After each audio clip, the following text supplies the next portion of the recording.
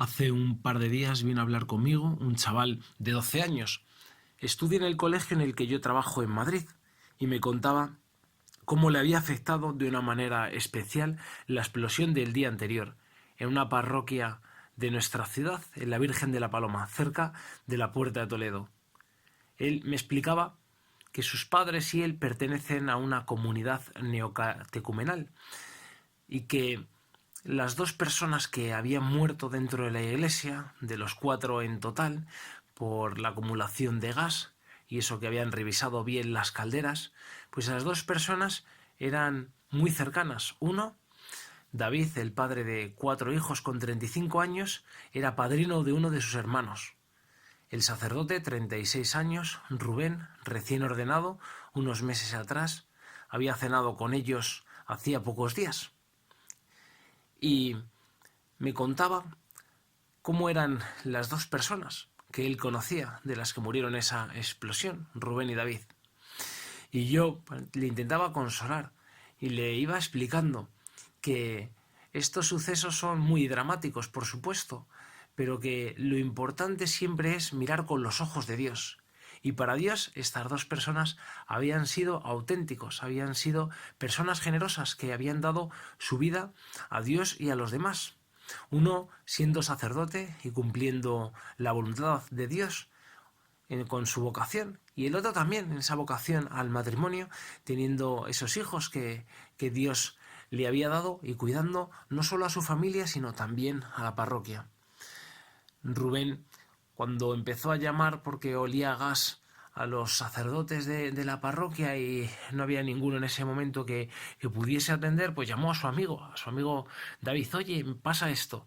Y cuando llegaron, sin manipular las calderas ni nada, abriendo ventanas y demás, ahí es cuando sucedió la explosión. Y hay una carta que se hizo famosa estos días, que a lo mejor te ha llegado, pero si no, te la voy a leer.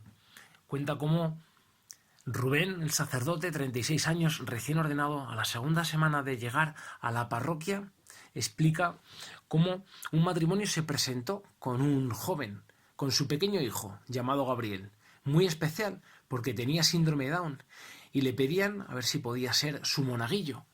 En un primer lugar pensó en rechazarlo, no por tener capacidades distintas, sino porque, como empezaba su sacerdocio, tenía un montón de cosas todavía con las que aclararse y demás, y no sabía si quería tener pues un monaguillo, pero como el chaval enseguida le abrazó, el otro ya directamente le dijo que sí. Explica cómo a la semana siguiente, al domingo siguiente, mejor dicho, 15 minutos antes de la misa, le citó. Y allí estaba él, el joven chaval, Gabriel, con su sotana roja y su roquete blanco que se lo había confeccionado su abuela para la ocasión. Explica cómo ese día fue mucha más gente a misa, porque querían ver a Gabriel cómo hacía las cosas. Querían verle allí, al lado de ti, Señor, en el altar. Y explica cómo cuando llegó con la premura del tiempo, tenía que colocar muchas cosas, al final le acabó diciendo: Gabriel, tienes que hacer lo que yo haga, ¿vale? Y continúa la carta. Nunca se lo hubiera dicho. Un niño como Gabriel es el más obediente del mundo, así que iniciamos la celebración y al besar el altar, el pequeño se quedó prendido en él. En la homilía vi que los feligreses sonreían al hablarles, lo cual alegró mi joven corazón sacerdotal, pero luego me percaté que no me miraban a mí, sino a Gabriel, que me seguía tratando de imitar mis movimientos, en fin, uno de los detalles de aquella primera misa con mi noble monaguillo. Al terminar le indiqué qué tenía que hacer y qué no, y entre otras cosas le dije que el altar solo lo podía besar yo. Le expliqué cómo el sacerdote se une a Cristo en este beso. Me miraba con sus grandes ojos interrogantes sin llegar a entender del todo la explicación que le daba, y sin callarse lo que pensaba, me dice: «Anda, yo también quiero besarlo». Le volví a explicar por qué no. Al final le dije que yo lo haría por los dos. Pareció que había quedado conforme. Y continuó la carta. Pero el siguiente domingo, al iniciarse la celebración y besar el altar, vi cómo Gabriel ponía su mejilla en él y no se despegaba del altar, con una gran sonrisa en su pequeño rostro. Tuve que decirle que dejara de hacer aquello. Al terminar la misa le recordé: Gabriel, te dije que yo lo besaría por los dos. Me respondió: Padre, yo no lo besé, él me besó a mí. Serio le dije: Gabriel, no juegues conmigo. Me respondió: de verdad, me llenó de besos. La forma en que me lo dijo me llenó de santa envidia. Al cerrar el templo y despedir a mis feligreses, me acerqué al altar y puse mi mejilla en él, pidiéndole: Señor, bésame como a Gabriel.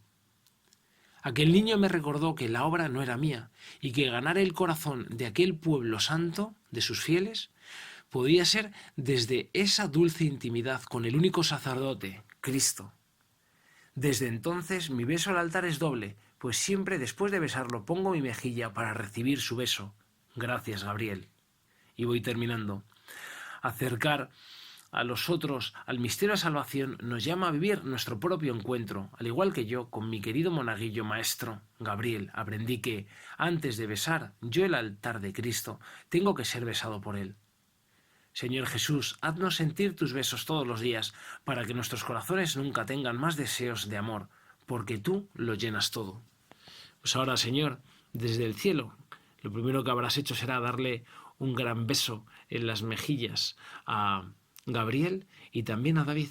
Pues ayúdanos, Señor, a ser verdaderamente auténticos y no sucedáneos.